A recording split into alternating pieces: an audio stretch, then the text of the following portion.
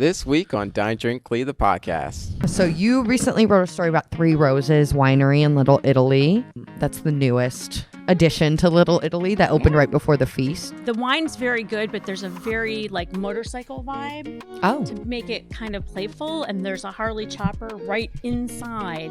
It looks like just a normal wall of shelves, but it's a door and it goes into this very intimate cocktail lounge that's really cool. It's going to be opened, I know, on the weekends for now as they're kind of revving up. You and the Best of Cleveland team have been really busy trying to figure out who has the best breakfast in the greater Cleveland area. I think people really did a good job of picking the places that were representative of the region in terms of breakfasts. I would have liked to have seen a couple of others that are kind of on the... I'm Josh Duke. And I'm Alex Darus. And you're either watching or listening to Dine Drink CLE, the podcast where each and every week we are joined by cleveland.com's best and brightest food experts, insiders, and influencers talking all things food and drink here in the Northeast Ohio area. What are we talking about today, Alex? Lots of exciting things to talk about today. There's a few new bars in the Northeast Ohio area, a speakeasy, and a new winery in Little Italy.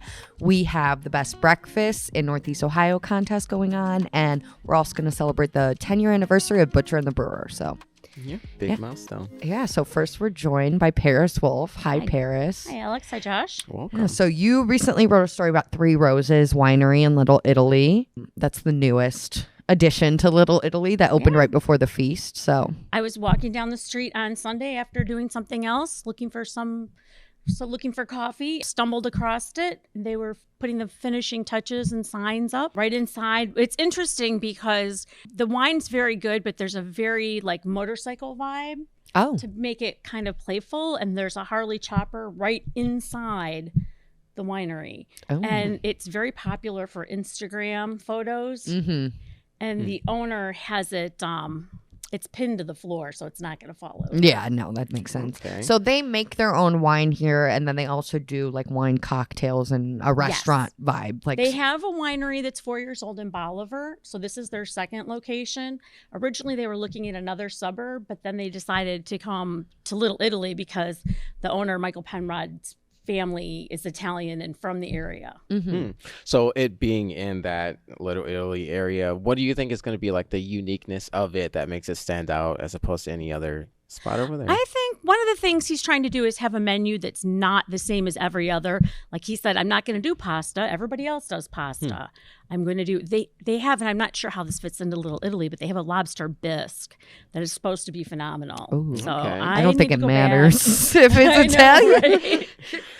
But it's how many wines do they make? They have 9 wines. Okay. And then they also have a corn wine that I know that Michael worked on. But it's not moonshine? But it's not moonshine because moonshine has to be distilled. This is only fermented. Oh. So did you try it? No, he was out, and then he said he would have a couple bottles during the feast, and if they're sold, then I'm going to have to wait till October. I'm sure they sold during the feast. When I walked by, it's got to be interesting for any new business in Little Italy during the feast, but especially to open the day of. A great time to open though, to just get your business a nice boost. All those people in the area, very smart in my opinion. Yeah. What can you tell us about the name Three Roses? That's pretty unique. Three Roses. He has a daughter, his mom, and his sister all have the middle name Rose. That's really, really cute. Yeah. I just love little naming conventions that just have a little backstory behind it. What would you name your winery? I'd have to think about that. You can't just ask me a question like that off my dome. What would you name your winery? Something Alex? After my dog. Oh yeah, the teeny martini wine. Yeah, I guess that would be. Okay. What's it Pours, teeny taps. That would be beers. Yeah, that's good. Okay. But what else? Is there anything else people should know? If you know, I think it's kind of neat. There's a 45-seat front room with a lot of places to sit, and then there's another gathering room that sits a smaller crowd. So if you want to take some friends and use that space, and then there's kind of a speakeasy in the back. So if you know, you know. If you know, you know. Well, speaking of speakeasies. Yeah, you have one. I just went to Vacancy Lounge in Cuyahoga Falls. It is the newest restaurant from the owner of the Cashmere Cricket, which is almost 2 doors down. And Vacancy is really cool because the top floor is kind of your average sports bar, shot and a beer, loud, lots of TVs. And then you open the door to the stairwell and the door slams behind you and it's just silent. Like first, like all the noise is blocked out. And you go downstairs and they give you a little code into the wall that you put in. And it looks like just a normal wall of shelves. But it's a door and it goes into this very intimate cocktail lounge. That's really cool. It's going to be opened, I know, on the weekends for now as they're kind of revving up, and they're also planning on adding food from next door is the Farmer's Rail. So they're going to have kind of an abridged menu from them. So Go ahead. What do you have to do to get the code? Ask. Okay. You say, can I go downstairs? Reservations are required, or not required, encouraged, but not required. And the kind of idea is like they've had people make dinner reservations at the Cricket and then reservations after for drinks at Vacancies or vice versa. Like if they want a drink before, but it's kind of just like to add to the special. Yeah, because you said it's a pretty small, intimate space. Yeah, they have a little like patio in the back, but yeah, I would say no more than 50 people. But their drink menu is really awesome. Like they are doing a lot of stuff because if you've ever been to the Cashmere Cricket, they do a lot of cocktails over there. It's a bigger space. They do a lot of different cocktail specials, but it's, I think, like almost 100 people or something. Like you can only do so much. So they really designed this bar to be able to do these like more labor intensive cocktails. So they have, I think it's an 18-hour sous vide, like a sous vide old fashioned. So they cook it for 18 hours via sous vide. They have syrups that take like 4 days to make. Wow. Lots of different stuff. But then also it's kind of like they have the classic cocktails, but it's also very trendy. Like they have a whole martini menu and then they have a whole menu of just like espresso martinis. They have like an adult Lunchable, which is a dirty martini that is served with like it's basically a charcuterie board hanging off of the martini glass kind of thing. I like it. So yeah, no, it's really cool. The vibe is really like very intimate and upscale. And they were just kind of saying like the Cashmere Cricket is one kind of environment that's kind of family friendly. People like to eat there a lot. It can get rowdy there. Everyone's welcome. The sports bar, they're like catering to sports crowds, games, like easy in and out. But then like the basement is like totally different. So there's all these 3 different spaces in one kind of business umbrella. Yeah, I love that. And this Front Street is kind of known for, now it seems like, having a couple of speakeasies. I know one that I was really fond of is the Watson. Yeah. The Watson has this amazing Prohibition era aesthetic, great menu that's kind of like, looks like a tattered old book from the early 1920s or something. It's just so amazing. I loved the Watson. So would you say like they're going to be competing? What do you think? Well, what no, does this because mean? that's what a lot of people have asked the owner that, because there's also Tiki Underground, which really, it's not a speakeasy, but kind of like some people, I don't know.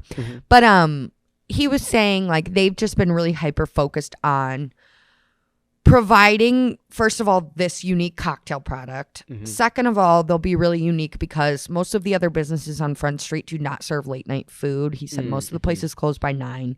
They want to have their food menu till like 1 a.m. So you don't have to, he literally said like, you don't have to DoorDash $30 worth of Taco Bell. Like you can get a good burger and say whatever. That includes the Vacancy Lounge? Yeah, that's both of the, yeah, they're going to have the Farmer's Rail food. And then he was also saying it's just like, all the concepts are so different. Like it seems like there's enough business for everybody and you could make a speakeasy crawl out of it. So it just seems like, especially Cuyahoga Falls is a really cool little town, especially to go out and have a night out in, or if you live in the area. And it kind of brings like, I know we keep saying this about other things, but the downtown vibe to a different area of greater Cleveland. And so now we have Peter Chakerian here, and you and the Best of Cleveland team have been really busy trying to figure out who has the best breakfast in the greater Cleveland area. So can you talk to us about what you guys are doing in that front? Well, if you follow along, the Best of Cleveland team very regularly solicits the opinions of our readers. And over the last, say, 12 months, we've sought out the best chili, the best donuts, the best hamburgers. There have been a number of those contests. And so right now we're headlong into the best breakfast in all of the land. Okay. Yeah. So you guys had readers submit their favorite, and now we have a list of 25. We boiled it down from over 500 individual nominations that came in over the course of the last week. We have it down to 25 different locations. Yeah, and people as of now can vote for their top 3 to make the top 3 list. But were you surprised by any of the top 25, or I guess were there any big snubs that you were upset to not see on the list, or what is your feeling so far? You know, I don't see this lightly. I think everything is sort of in order. I think people really did a good job of picking the places that were representative of the region in terms of breakfasts. I would have liked to have seen a couple of others that are kind of on the rise.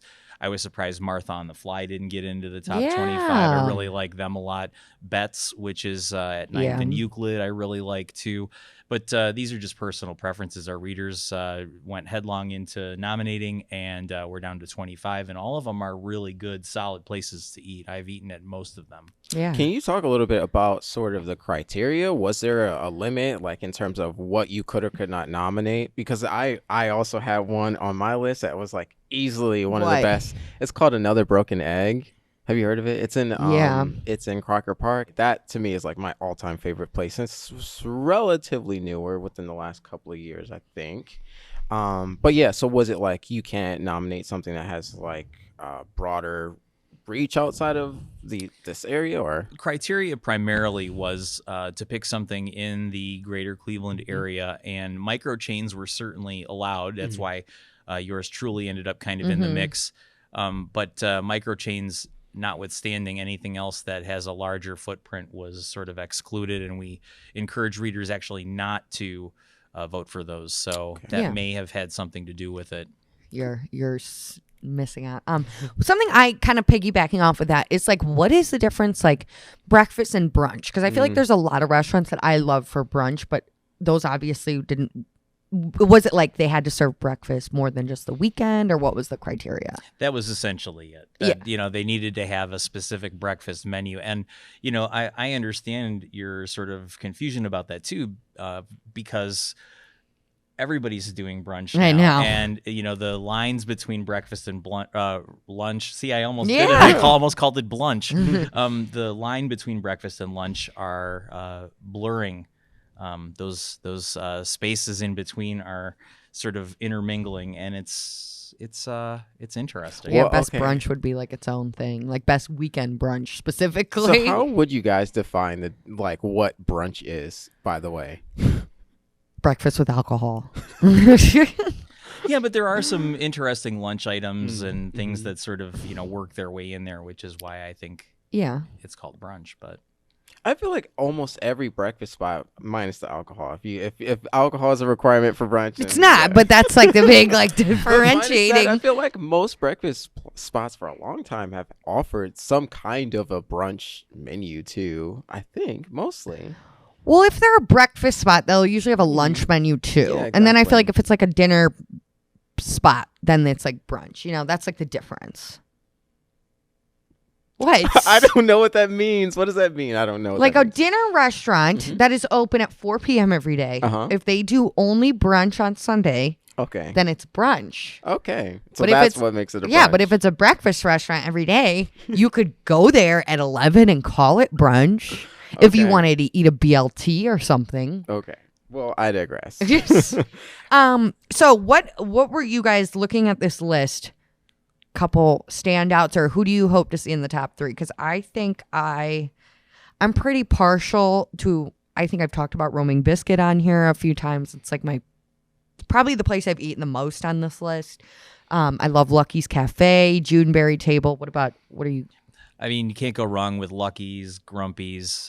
Juneberry is awesome. Borderline. I mean, Borderline is a legend forever. They're still cash only as far as I know, too. Oh, really? So, yeah, after all this time. So, those are the ones that I'm kind of keeping an eye on to see where they land. But all of the list nominees are wonderful, and I'm hoping for the best for all of them, really. Yeah, I really can't say that I have one that really jumps out to me as opposed to others. Like I said, my favorite all time is Another Broken Egg, and that's just relatively new. I'm also not that huge of a breakfast guy because I just generally don't eat in the morning. But anyway, what do you eat? Do we need to dig into this? Well, I think. Do you eat eggs?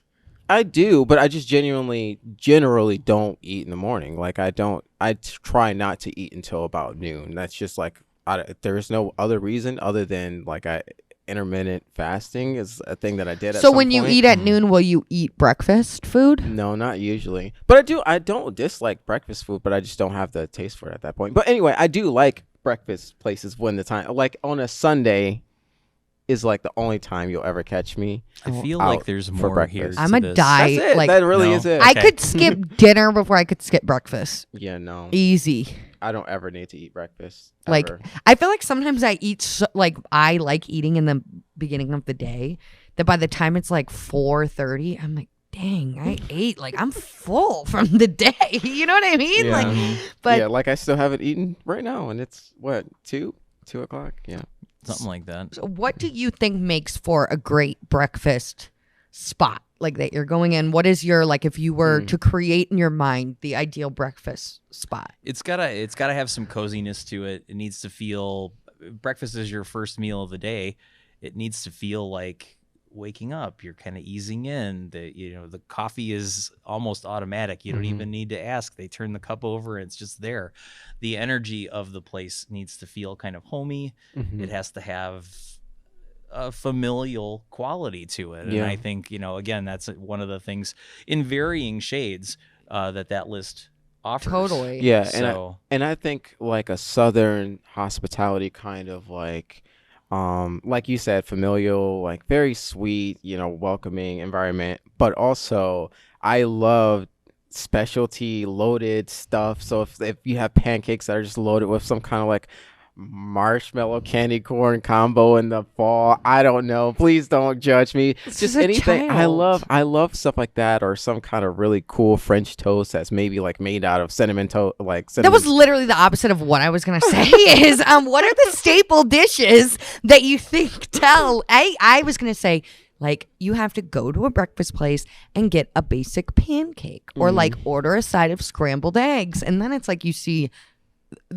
you weed out the good from the just okay. I think everyone has like some kind of a breakfast sampler that'll give you like two cakes, some eggs, and some meat, something like that. I think that'll give you the exact, like, across the board, every place will have something like that, and you can easily judge that way. I also think you can learn a lot about a place by how they deliver the standard breakfast. Yeah. So if the standard breakfast is like par excellence, that they're running a good ship there. So one of the ones that didn't make the list, but I was excited to sort of share with you, there's a place in Lakewood called A Place to Be, which is at Warren in Detroit.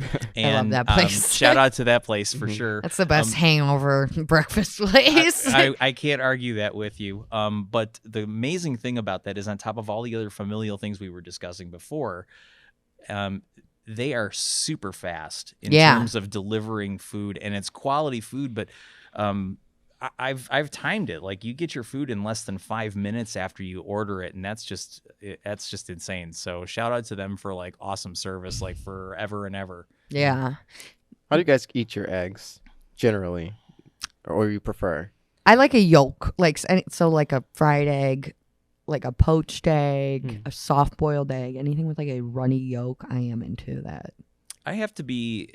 It's all mood for me. Most of the time I'm with you. I like a runny yolk, a soft boiled, or I love a good eggs Benedict. So I'm gonna. That's what I was gonna say. I think you could tell a lot about these breakfast places if you just ordered like their standard Benedict. That's another thing, and that's that is definitely an art form, I think.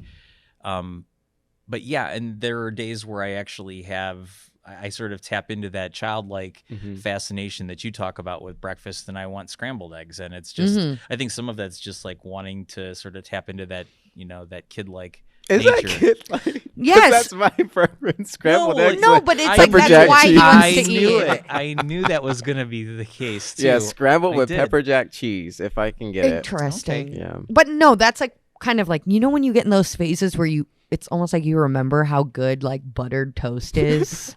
Like, you're just like, dang, I could eat like buttered toast, or like, I don't know, cinnamon toast. Yes. I do love That's cinnamon some toast. like a basic.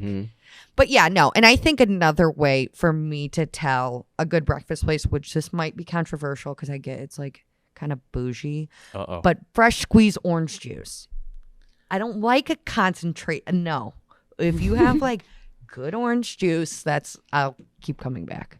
It's interesting. I think for me, it's a good cup of coffee. Well, that makes sense. See, it could be garbage to me. And I'll still... it's funny. I don't know. There's this whole concept in my family about wasting stomach space on certain things. If I'm going to go someplace for breakfast, I'm probably not going to worry about juice. I'm going to be like more concentrated on the coffee. Hopefully it's good. This is true.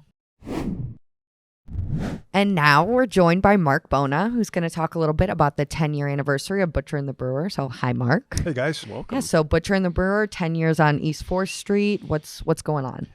Well, a big deal. I mean, 10 years is a lot in any business, as we've talked about, but especially in the bar and restaurant business. Butcher and the Brewer is owned by Chris Lieb and his business partner, Jason Workman. They own Tremont Tap House, which was around for 15 years. I like to call it the sister restaurant bar of Butcher. And, you know, they were there and they're thinking, gosh, we've got 48 beers on tap are available, and we've got a restaurant. Why not make our own beer? So they started to do that, and they just took it to the teeth of the city. I mean, they went in right in the middle of East 4th Street, great pedestrian area. I've always loved East 4th, especially in the last decade or so since they've been around, even a little bit before that. They've done a great job. The focus to begin with was shareable plates and communal seating. They were into communal seating long before. Remember this became a real big thing. Yeah, I remember people were kind of weird about it. Yes, yeah, that's exactly right. I've actually had restaurant owners tell me exactly that, Alex. And then the plug was pulled on communal seating because of COVID. But these guys were really into it because Chris gave me a great description. He said, you know, when we go out as families and friends, we like to just get a bunch of small plates and share and try things, not I'm eating my burger, how's your chicken sandwich type of thing. Yeah. The other thing, I loved what they did there. When they opened, they said, we're going to bring food out as it is ready. So some people may be put off by that because you may get served before me, I may get served before you, but they didn't want plates just sitting under heat lamps and getting kind of stale, especially if it's maybe a little fried or something like that. And that can get to me, it gets kind of gross. Yeah. So they were really big into that. Now, they've pulled back a little bit, obviously, on the communal seating. They do have some communal, but they do still have private as well. So it has gone through some changes, but the whole area is so vibrant. The patios down there are just really cool. Before a game, before a concert, Butcher is just one of the best pre-gaming places. You're 2 blocks from the arena and the stadium. I think that's really convenient. I also think it's a testament to the owners and the beer they're making that they're only on their 3rd brewer. Yeah. They started with, for people who know a little bit about craft beer in Cleveland, they started with Eric Anderson, who was their first brewer. He struck out on his own and opened Saucy Brewworks. Then they got John McGroarty, who has moved on to a couple different places, and then his most recent is one he co-owns in Hudson, Green Valley Brewing Company. So those 2 guys are doing good. I really like this, that a brewery, many breweries are kind of launch pads for their own brewers. I think that's neat. And now they're on with Michael Alexander, who cut his teeth at Butcher. So they're doing a great job. And they're here to stay. They were self-distributing. They recently got a distributor in the area, 6 City Distribution, and they signed a 5-year lease. So I think it's at the point where I talked to Chris. I said, I think it's pretty fair to call Butcher an anchor in the city on East 4th Street. Yeah, especially because, like you said, East 4th has changed kind of a lot over the past decade or a little more, and it is very promising to see. Well, first, we also talk about the changing craft brewery scene. And for any restaurant business, I feel like it would be hard to pay rent on East 4th. You have to admit it's expensive. So it is really promising to see not only a restaurant be around for that long, but especially a craft brewery. For sure. Yeah, and it just adds to the culinary diversity on that street. So there's you've got a comedy club with Pickwick and Frolic and a restaurant, and you've got Hilarities. You've got Butcher and the Brewer, as you said, for craft beer. The hot restaurant of 2022 is still a hot restaurant in Cleveland, in Cordelia. They're doing fantastic. You've got Flannery's. I think every neighborhood needs kind of a centralized pub type of place. And Flannery's is doing a great job with that. And they've been very consistent over the years. You've had some turnover as well. I mean, you've got Goma in there now, so you've got sushi. Chinato, one of my favorite Italian places, used to be in that spot. So you're seeing a lot of different things. I just think it's so neat, like several hours before a really big game, I'll walk through East 4th as I'm talking to people and interviewing people, and the patios are all filled, especially when it's nice out. And people are just, they're there in their jerseys or however they're decked out. And it's just kind of a vibrant area. I think that really shows off the city as well. And the fact that the brewery is also, a Cleveland brewery also helps with that as well. Well, yeah, because you can imagine like in another big city, a street like that, a huge like conglomerate kind of brewery thing, because like it would be a lot of money and everything like that. So I just feel like it's very cool to see them succeeding like that. Yeah, and for it to be such a competitive, well, I don't know if competitive is the right word, but it's certainly a very active area, and like you said, very expensive. What was sort of did Chris Lee talk a little bit about like what he thought was some of the key ingredients to his success over the 10 years being there? So it kind of goes, you kind of sort of answered that. He did talk a little bit about that. And the key thing is I think those businesses, by and large, for the most part, get along. And I think the reasoning is because we absolutely know that we're drawing traffic from people who have a reservation at Cordelia or going someplace. They get there earlier, they'll stop and have a beer with us. Or they go to a game and then they'll come back and have a beer with us. Or they may go to dinner and then have an after dinner drink over there. And it's just, there's a lot of, I don't know if you want to call it cross-pollination, maybe. Yeah. There's a lot of that. And I did a story on this years ago. When there's a high-end product, and by the way, craft beer is, technically a high-end product. When there's more than one place that's very close, that's a good thing, because number one, the craft beer heads love to see that, because then they can do their own little comparison shopping. But also, just as an average person, whether you're a sports fan or you just want to get out, you're going downtown for whatever reason, you've got A, B, C, and D to choose from. And I think that's neat. Nobody wants to go into a neighborhood and see 17 taco places. You don't want the same. You don't want a homogenous approach to anything. Yeah, no, for sure. And it is cool that they are all pretty much like locally owned operations too. Yeah. What can you tell us about the celebration event that they just had recently for the 10-year anniversary? Yeah, they decided to roast a pig, and it was funny because I'm talking to Chris, and we had a little bit of trouble trying to align our schedules for what amounted to a phone interview.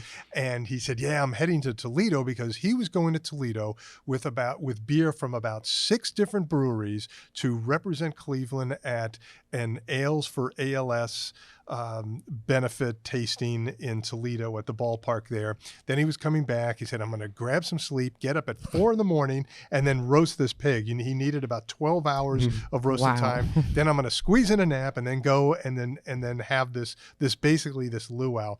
I think it's neat that they made a big deal out of it.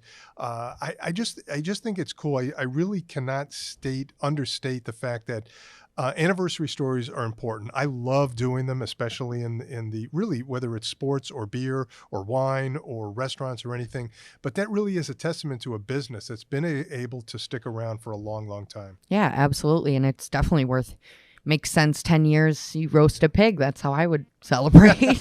So yeah, it seems like even if you missed out on that, it's a good time to go check out Butcher and the Brewer and congratulate them on 10 years. For sure. Cheers to them. Thanks so much for listening to or watching Dine Drink CLE, the podcast. Make sure to like, subscribe, and follow us on Apple Podcasts, Spotify, YouTube, or wherever you get your podcasts. Follow us on Instagram at DineDrinkCLE and subscribe to our newsletter at cleveland.com/newsletters.